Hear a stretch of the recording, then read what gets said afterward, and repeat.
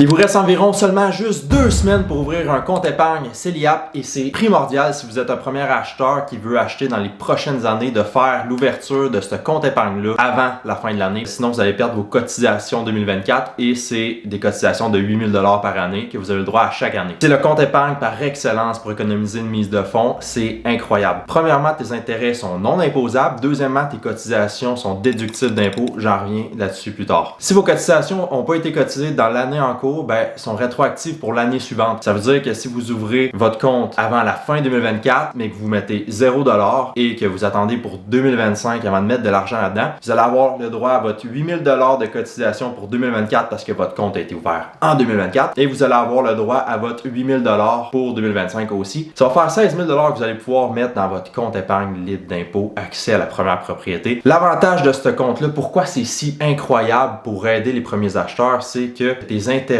sont libres d'impôts. Tu te fais pas imposer sur les gains que tu fais. Admettons, je mets 1000 $ puis dans 2 ans, il se transforme en 1800. La différence entre le 1800 et le 1000, ce qui est un profit de 800 $, ce profit-là sera pas imposé. Et là, la nuance entre le CELI normal et le CELIAP, c'est que le CELIAP, c'est comme si c'était l'enfant du CELI et du REER. Parce que le REER, il est déductible d'impôts. Tes cotisations, ils devraient être faites avec de l'argent brut et non de l'argent net. Ce que ça veut dire, c'est que quand tu reçois ta paye le jeudi, mettons, tu as fait 1000 $ dans ta semaine. Paf, c'est ce que dans tes poches, dans ton compte de banque. Ça, c'est ton argent net. Ça, c'est après toutes tes déductions, impôts, d'assurance maladie, cotisation au régime retraite, whatever tout.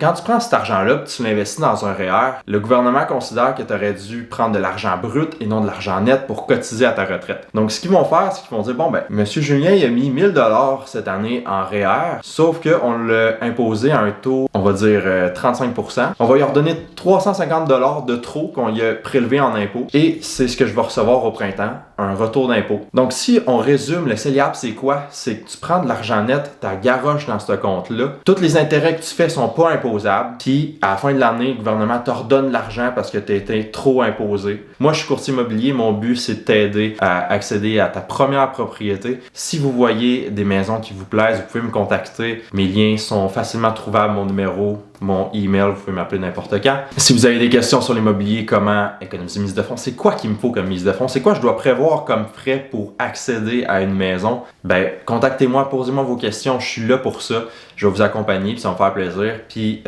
vu que c'est la fin de l'année, je veux vous souhaiter à tous un joyeux temps des fêtes. Merci d'avoir écouté cette vidéo-là. Vous pouvez la partager pour aider vos amis. Je sais que l'information peut vraiment aider des gens, puis c'est super crucial. Donc, si vous voulez m'aider aussi à développer ma carrière, merci beaucoup à tout le monde. Joyeux temps des fêtes et bonne année.